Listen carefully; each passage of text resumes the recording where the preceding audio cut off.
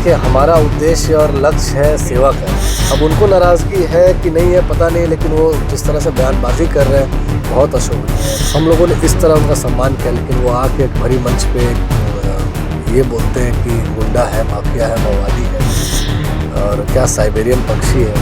तो क्या बोला जाए, मतलब दुख होता है, गार्जियन है, नहीं बोलना चाहिए। हमारे पिताजी पे वो आरोप लगाते हैं कि माफिया है, तो ये अपने गिरबान भी देख लें। विधायक का मर्डर का केस हमारे पिताजी के ऊपर नहीं।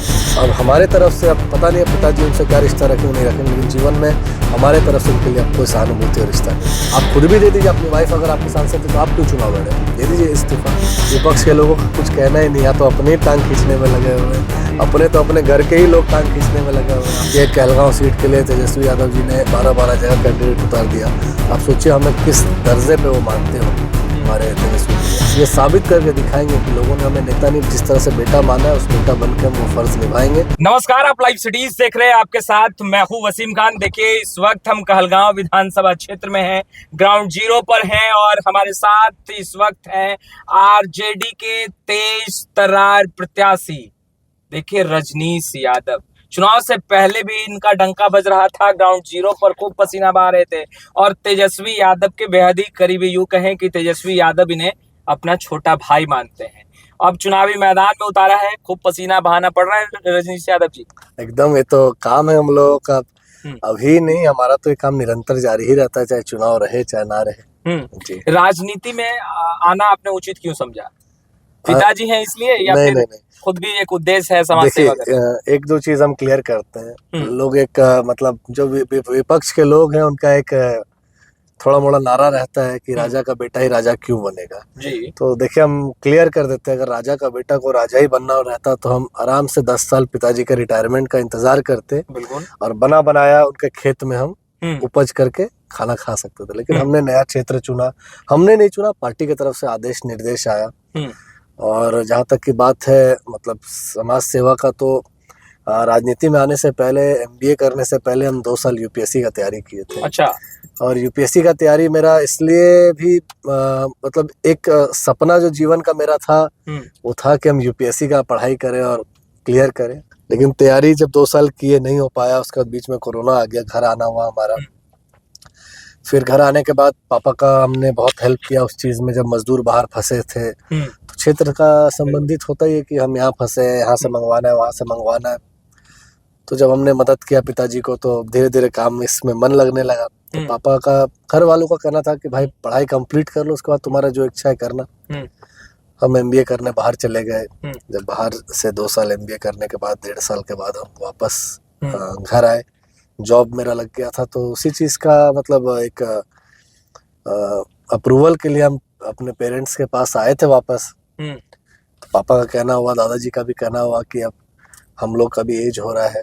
पिताजी का कहना हुआ मेरा रिटायरमेंट का एज है, अब एक हाथ चाहिए अब हम लोगों को भी। और पिताजी ने हमारे अंदर शायद वो काबिलियत देखा, हमको 4 साल पहले, 3-3.5 साल पहले इस क्षेत्र में लाए और एकदम मतलब उनकी कमी जो क्षेत्र में रह जाती थी हम वो पूरा मतलब कर रहे थे। और लोगों के बीच जनसंपर्क किए, काफी सुख दुख में सभी के साथ रहे, खड़े रहे और अतः प्रेम लोगों का मिला। त्रिकोणीय लड़ाई मानी जा रही है, एक तरफ जहां फ्रेंडली फाइट की भी बात हो गई, कांग्रेस ने भी अपना प्रत्याशी यहां रख दिया है भाई। मतलब कि अब कैसा लग रहा है रजनीश यादव को? क्या ऐसा सोचा था कि ऐसा भी कहलगांव में होगा कि अपने ही मतलब कि कहें गठबंधन के भाई ही सामने खड़े रहेंगे? देखिए, मतलब सही बात कहे तो हमें जानकारी नहीं था इन सब चीज़ों का। हाँ। और मतलब आप मानेंगे नहीं, देखिए एकदम फ्रैंकली बताए, विश्वकर्मा पे है, विश्वकर्मा पे हाथ रख के कहते हैं कि कभी कभी ऐसा लगता है कि शायद गलत रास्ते में हम लोग आ गए। गलत रास्ते पे आ गए? क्योंकि देखिए, हमारा उद्देश्य और लक्ष्य है सेवा करना। मतलब फील क्या हुआ कि जब समाज सेवा करने के राह में अगर कोई रोड़ा आ जाता है ना, तो आपका मन भी उतर जाता है कि हम कुछ अच्छा करना चाहते हैं सोसाइटी के लिए, मतलब कुछ भला करना चाहते हैं, लेकिन कहीं ना कहीं लोग ब्रेकर लगा देते हैं। जनता से क्या बात हो रही है उसमें? लग जनता रहा है में कहीं कुछ फाइट है? देखिए, मान के चलिए आप पार्टी से हैं तो 100 में से 1-2 लोग तो निकल ही जाते हैं, लेकिन इतना जरूर है कि अगर फ्रेंडली फाइट भी होता है तो हमारा लड़ाई यहाँ पे NDA से है, हमारी लड़ाई यहाँ पे मतलब एनडीए के प्रत्याशी से है, तो हमारा अपनों से कोई लड़ाई नहीं है और कोई फ्रेंडली फाइट की बात नहीं है। अब वो अपने मन से आए या पार्टी की तरफ से सोच होना चाहिए, जबकि पहले मुझे सिंबल लेके भेजा गया, तो ये चीज़ गलत है, नहीं होना चाहिए था। और ये चीज़ कहीं ना कहीं क्षेत्र में भी लोगों को बहुत हानिकारक, और इन चीज़ों का गुस्सा भी है लोगों का। गुस्सा है, बिल्कुल एकदम जायज़ गुस्सा है कि जब एक नए नौजवान लड़के को भेज दिया गया, तो कांग्रेस को तो यहाँ पे दावेदारी करना ही नहीं चाहिए था। अब तक ग्राउंड जीरो पर आपने कौन सा मुद्दा देखा और समझा और जाना, और आपको लग रहा है कि अगर जनता ने आशीर्वाद दिया, सबसे पहला काम ये करना है मुझे, और मुझे जनता का विश्वास जीतना है? भैया एक दो चीज़ बताते हैं कि देखिए, जो विधायक निधि का काम रहता है या सरकार के द्वारा योजनाओं का काम रहता है, जो ग्राउंड पे रहना चाहिए, वो तो मान के चलिए मुखिया रहे, जिला परिषद रहे, विधायक रहे, सांसद रहे, सभी करते हैं। इन कहलगांव में एक हम लोग को एक तरह से कहिए कि उपकार मिला हुआ है, एनटीपीसी। जी जी, एक उपकार और एहसान था हम लोगों के ऊपर कि इतना बड़ा पावर प्लांट इस क्षेत्र में है, लेकिन उस पावर प्लांट का फायदा यहाँ के लोगों को नहीं मिल पाया। अच्छा, आप CSR, आपको भी पता होगा कि अगर कोई प्राइवेट कंपनी या कोई भी कंपनी 100 रुपया कमा रही है, तो उसका 2 रुपया आपको वहाँ के वेलफेयर में खर्च करना होता है जी। आप मानेंगे नहीं भैया, इतना बड़ा पावर प्लांट है, अरबों अरब का टर्नओवर होता है, लेकिन CSR के नाम पे यहाँ पे लोगों को मिलता है टूटा हुआ पार्क में बेंच और झूला, CSR के नाम पे। तो जो छोटी मोटी समस्या है, अगर मतलब हमारा ये संकल्प है कि जो कहलगांव NTPC एरिया आपने देखा होगा और कहलगांव NTPC के बाहर का एरिया देखा होगा, तो आपको लगेगा कि हम मुंबई में मतलब जो सबसे पॉश एरिया वहाँ घूम रहे हैं, और NTPC से बाहर कहलगांव बाजार में निकलिएगा तो लगेगा कि आप धारावी में हैं। तो हमारा उद्देश्य और लक्ष्य एक ही रहेगा कि हम पूरे कहलगांव को NTPC के तर्ज पे कैसे संवारें, कैसे सुधारें, और पहली प्राथमिकता हमारी यही रहेगी। हमको अगर लोगों ने चुना तो हमारा ये उद्देश्य रहेगा कि हम लोगों का समय पे फोन उठाएं। आपको ऐसा रियलाइज चुनाव से पहले हुआ कि सबसे पहले तो भाई फोन उठाना नहीं, देखिए चुनाव से पहले नहीं, आपको मैं बताता हूँ, पापा मेरे भी वर्तमान में एक जीते हुए जनप्रतिनिधि हैं, और आप मानेंगे नहीं, अगर कोई लोग आपको फोन करते हैं ना, तो हाय हेलो करने के लिए नहीं करते। बिल्कुल। कोई मुसीबत में रहे, कोई कहीं घटना घट जाए, कहीं कोई फंस गए होते हैं ना, तभी लोग याद करते हैं कि भाई मेरा नेता किस काम का। और अगर उस समय आपके तरफ से रिवर्ट बैक ना हो, तो वो बहुत हर्टिंग होता है। क्षेत्र का विकास का कार्य देखिए, नॉर्मल वार्ड से लेके प्रधानमंत्री तक को करना है, लेकिन जो नेता का काम रहता है कि आप जरूरत के समय लोगों का खड़ा रहना चाहिए।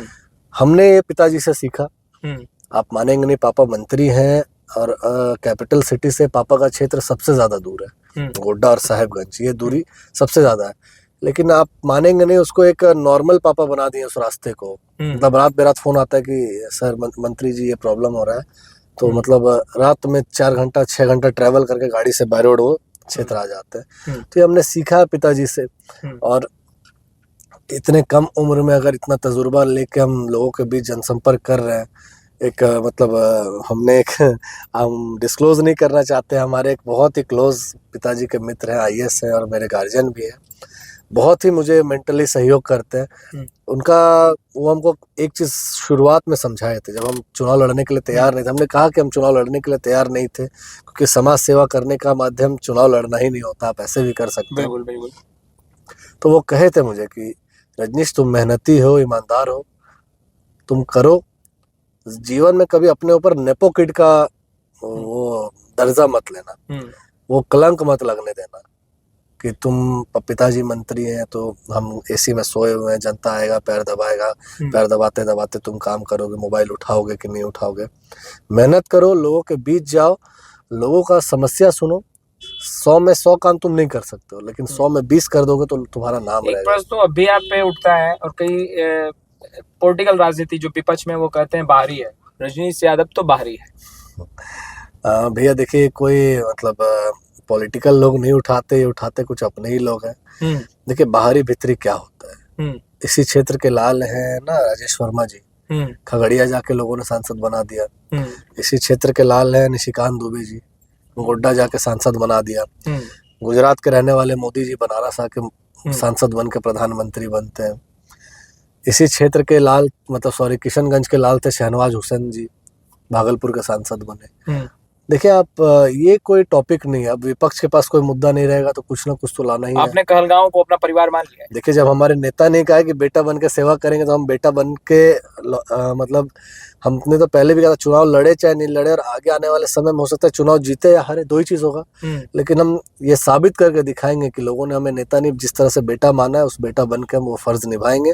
और जो यहाँ के लोग जो प्रत्याशी है वो नहीं कर पाएंगे, उनसे 4 कदम आगे बढ़ के वो काम आपको नहीं लगता राजेश यादव जी की लड़ाई बहुत टशन वाली हो गई है? एक तरफ जहाँ चुनावी रन है और बड़े बड़े नेताओं का हेलीकॉप्टर भी घूमना है, लैंड करना है कहलगांव में, तो फिर उन चैलेंजेस को कैसे राजेश यादव फेस करने वाले? देखिए सब हेलीकॉप्टर पे तेजस्वी यादव अकेला भारी है। अकेला भारी है? अकेला भारी है। अब दौड़ाने दीजिए हेलीकॉप्टर, क्या दिक्कत है? वो भी युवा, तेजस्वी भैया भी युवा, हम भी युवा। जब युवा प्रतिनिधित्व कर रहे हैं तो कोई हेलीकॉप्टर तो आसमान में उड़ता है ना, हम लोग जमीन पे काम कर रहे हैं, आप देख रहे हैं, ग्राउंड पे जा रहे हैं। लोग से मतलब आप मानेंगे नहीं, मैं प्रत्याशी बन के आया हूँ तो लोग ये भूल चुके हैं कि मंत्री का बेटा है। लोग ये भूल चुके हैं और उस नजर से देख रहे हैं, क्योंकि हमने उस नजर से काम किया है। हम कोई अपने साथ ताम झाम नहीं रखते, आपने भी देखा होगा। कोई मतलब लव लश्कर और जो क्या बोलते श्रृंगार रहता है नेताओं का या उनका बेटे लोगों का, वो लेके हम नहीं चलते हैं। हमारे अंदर वो ये नहीं है कि हमारे पिताजी मंत्री हैं, घर में इतने इतने पद पे लोग हैं तो हम मतलब अपने आप को उस दर्जे में लेके चले, नहीं। आज अगर पिताजी मंत्री हैं, विधायक हैं या हमें लोग पहचान रहे हैं तो इस जनता के भरोसे। आज जनता के बीच अगर हम जिंदा हैं राजनीतिक रूप से तभी हमारा रिकॉग्नाइजेशन है। युवाओं के लिए आपका विजन क्या है कहलगांव के लिए? सिर्फ अगर आपके विधानसभा की बात करें, क्योंकि यहाँ से आप चुनाव लड़ रहे हैं, आपके नेता का विजन तो ठीक है, उन्होंने ऐलान कर रखा है। आपका विजन जब कहलगांव के गलियों में आप घूम रहे हैं, युवाओं से बात हो रही है, तो आपने अब तक क्या ठाना है? हमारे नेता का विजन है ना कि हम हर घर सरकारी नौकरी देंगे। हमारा प्राथमिकता रहेगा, हमारा सरकार बनता है तो कहलगांव को लोगों को उस नौकरी देने में कैसे प्राथमिकता दिया जाए वो हमारा प्राथमिकता उसकी रहेगा। लड़ाई आप लड़ेंगे? लड़ाई क्या लड़ना, जब हमारे बड़े भैया हैं हमें इतना मानते हैं, आप देख रहे हैं। हमने तो कल एक न्यूज में हम सुन रहे थे, पप्पू यादव जी का बयान था कि कहलगांव सीट के लिए तेजस्वी यादव जी ने 12-12 जगह कैंडिडेट उतार दिया। तो आप सोचिए हमें किस दर्जे पे वो मानते होंगे हमारे तेजस्वी भैया। पप्पू यादव जी से नाराजगी है? हमको कोई गार्जियन है, अब उनको नाराजगी है कि नहीं है पता नहीं, लेकिन वो जिस तरह से बयानबाजी कर रहे हैं बहुत अशोभनीय है। मतलब हम लोगों ने कभी नहीं सोचा था कि हमारे पिताजी ने पार्टी लाइन से हट के जब वो सांसद बन के आए थे तो धूमधाम से उनका हमने अपने घर पे स्वागत किया। चूंकि आपने देखा जिस तरह से वहाँ पे लड़ाई लड़ी गई पार्टी की तरफ से भी, तो हम लोगों ने इस तरह उनका सम्मान किया। लेकिन वो आके एक भरी मंच पे ये बोलते हैं कि गुंडा है, माफिया है, मवाली है और क्या साइबेरियन पक्षी है। तो अब क्या बोला जाए, मतलब दुख होता है, गार्जियन है, नहीं बोलना चाहिए। लड़ना है लड़िए, आप अपने एज ग्रुप के लोगों से लड़िए। हम बच्चे को टारगेट करके आपको क्या मिलेगा? लग रहा है पप्पू यादव जी आपको टारगेट कर रहे हैं। एकदम कर रहे हैं, और टारगेट करके हमारा फील्ड ही बना दे रहे हैं लोग के नजर में हमारे प्रति, और भी कि भाई इतने बड़े नेता हैं और इस तरह के एक बच्चे को बोल रहे हैं। मतलब अच्छा नहीं लगा, हम लोगों को भी बहुत बुरा लगा कि मान के चलिए हमने क्या किसी का बिगाड़ा है। और आप कहते हैं गुंडा है, माफिया है, फलना है, ढिकना है, एक प्रमाण दे दीजिए आप। हमारे पिताजी पे वो आरोप लगाते हैं कि माफिया है, तो ये अपने गिरबान भी देख ले। विधायक का मर्डर का केस हमारे पिताजी के ऊपर नहीं है, नहीं बोलना चाहते हैं, पुरानी बातें हैं। चलिए गुस्सा है, एक नाराजगी है, और फिर समय के साथ राजनीति में सब कुछ बदलता है। सबसे लेकिन ये नहीं बदलेगा, ये नहीं बदलेगा, ये नाराजगी अब जीवन में नहीं बदले। हम लोग भी सिद्धांत पे चलते हैं, हमारे पिताजी भी सिद्धांत पे चलते हैं, और हमारे पिताजी भी लक्ष्य और सिद्धांत, अगर उनको किसी के लिए अच्छे, अगर वो अच्छे हैं तो अच्छे हैं, बुरे हैं तो बुरे हैं। और जब उन्होंने हमें इस कदर एक घर के बेटे को टारगेट करके पता नहीं किनके कहने पे आके ये किया, तो अब हमारे तरफ से अब पता नहीं पिताजी उनसे क्या रिश्ता रखेंगे नहीं रखेंगे, लेकिन जीवन में हमारे तरफ से उनके लिए अब कोई सहानुभूति और रिश्ता नहीं है। रिश्ता नहीं है जी नहीं, बिल्कुल नहीं, कभी नहीं। हमने गलती क्या की, हम तो यही पूछना चाहते हैं। हमारी से कोई अगर गलती होती तो आप हमसे लड़िए ना आके, आप तो हमसे लड़िए। इतना दरार हो गया। आप कहते हैं परिवारवाद, वंशवाद को बढ़ावा दिया गया, आप अपनी वाइफ से दिलवा दीजिए इस्तीफा। क्यों है वो सांसद? आप खुद भी दे दीजिए, अपनी वाइफ अगर आपकी सांसद है तो आप क्यों चुनाव लड़े? दे दीजिए इस्तीफा। तो परिवारवाद को बढ़ावा खुद भी आप देते हैं और दूसरे पे तंज कसते हैं। हम अगर सेवा भाव से उतरे हैं, लोग हमें चाह रहे हैं, तो हम क्यों नहीं सेवा करें? हमारा तो मांग कहना यही है। लेकिन वो किसी दूसरे तीसरे ट्रैक पे चले गए। चलिए अब मुद्दे पे आ जाते हैं। आप जो ये दिन रात पसीना बहा रहे हो और बीते कई दिनों कई महीनों से आप यहाँ पर ग्राउंड जीरो पर एक लगातार सक्रिय हैं। जी पिताजी के आदेश का पालन कर रहे हैं और एक उद्देश्य भी है समाज सेवा करने की। अब जिस तरीके से पसीना बहा रहे हैं, पछतावा हो रहा है कि लग रहा है लाइन गलत चुन लिया। देखिए लाइन गलत नहीं चुना, लेकिन जहाँ पे ब्रेकर सब आता है, हर्डल्स आते हैं रास्ते में, तो लगता है थोड़ा हर्ट होता है। हर्ट होता है। वो भी बाहर विपक्ष के लोग करे तो समझ में भी आता है। विपक्ष के लोगों का कुछ कहना ही नहीं, या तो अपने ही टांग खींचने में लगे हुए हैं, अपने तो अपने घर के ही लोग टांग खींचने में लगे हुए हैं। अब सांसद साहब पूर्णिया के हमारे घर के ही सम्मानजनक थे, सम्मानित थे, हैं भी, सॉरी थे नहीं, हैं भी, लेकिन इस तरह टांग खींच के स्टेज पे सभी के सामने बोलना, आप देखिए किस तरह से उन्होंने हमारे खिलाफ कहलगांव आके चाहे मीडिया के माध्यम से उन्होंने इतना बुरा भला कहा। मतलब दर्द होता है, दिल से दर्द होता है, नहीं बोलना चाहिए था उनको। रजनीश यादव को लड़ाई दो तरफ दिख रही है या सामने सिर्फ एनडीए दिख रहा है? देखिए हमारा लड़ाई बस एनडीए से है और हमारा लड़ाई ये अंतर तंत्र से है। हमारा लड़ाई बस यही है कि हम किसी भी रूप में एक एक सीट जीत के अब तेजस्वी यादव जी की सरकार बनाए, ताकि युवाओं का जो हक है उनको मिल सके। लड़ाई है। रजनीश यादव इस वक्त हमारे साथ थे, खास बातचीत कर रहे थे, लगातार ग्राउंड जीरो पर हैं, जनता से आशीर्वाद मांग रहे हैं और मुद्दे की बात कर रहे हैं, नौकरी की बात और युवाओं को नौकरी दिलाने की बात, विकास की बात। फिलहाल इस वीडियो में इतना ही। आपका बहुत बहुत शुक्रिया।